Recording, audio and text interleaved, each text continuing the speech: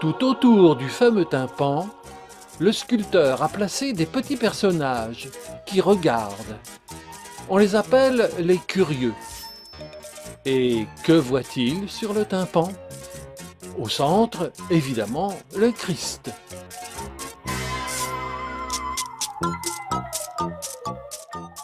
À la façon d'un chef de piste à Charles de Gaulle, il indique aux âmes des défunts par où se diriger, dans les hauteurs du ciel, dans le gouffre de l'enfer.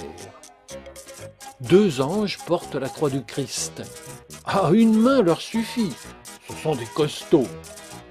De l'autre, ils portent l'un une pointe de lance et l'autre un clou. 4 anges mettent bonne distance entre le Christ et l'enfer. Ils portent des symboles. Le livre de la vie, l'épée de feu, l'encensoir, l'étendard de la victoire de la vie sur la mort.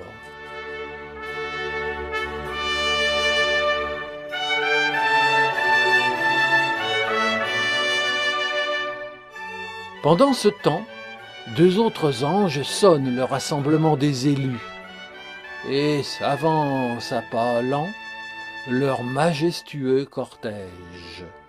En tête, tu reconnais Marie, de bleu vêtue, puis Saint-Pierre et sa clé.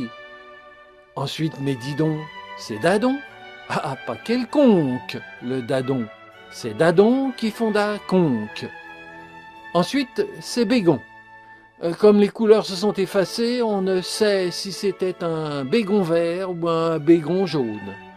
Regarde, il entraîne Charlemagne par la main. Oh, celui-ci a l'air penaud. Il faut dire que lorsqu'on a fait égorger 4500 otages le même jour, on n'est pas sûr de mériter le paradis. T'en fais pas, lui dit Bégon, je vais te faire passer.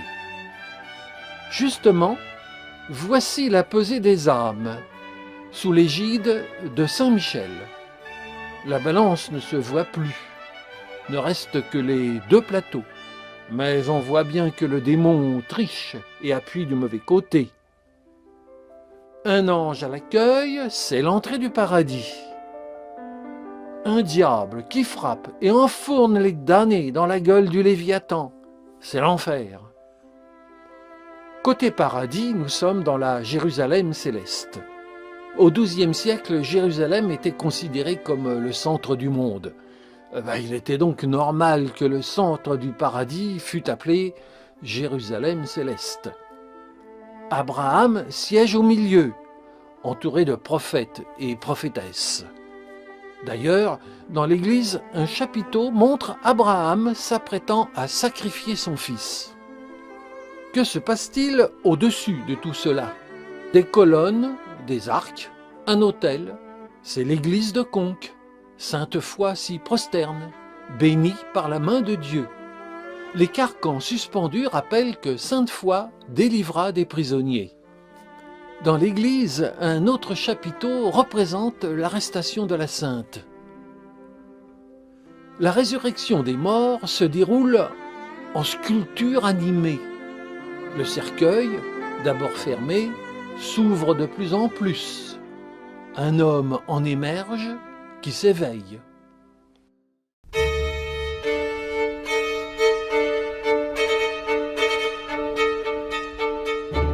À l'opposé de la Jérusalem céleste, l'enfer, où Satan est le maître.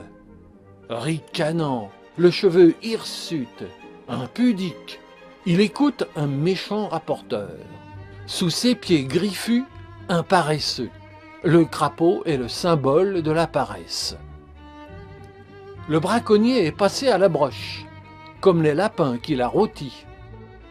On arrache la langue du menteur ou calomniateur. L'avare est pendu avec sa bourse. 2 amants illégitimes sont ligotés par le cou. Un chevalier trop orgueilleux est jeté à terre, trucidé. Le glouton, pendu par les pieds, vomit ses excès de gourmandise. On arrache la langue d'un musicien qui a chanté des chansons paillardes.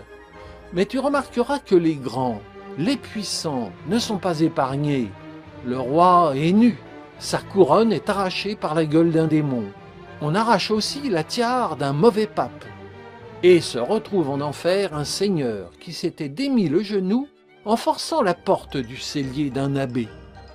On en passe, tellement ça grouille, ça crie, ça cuit, ça fume.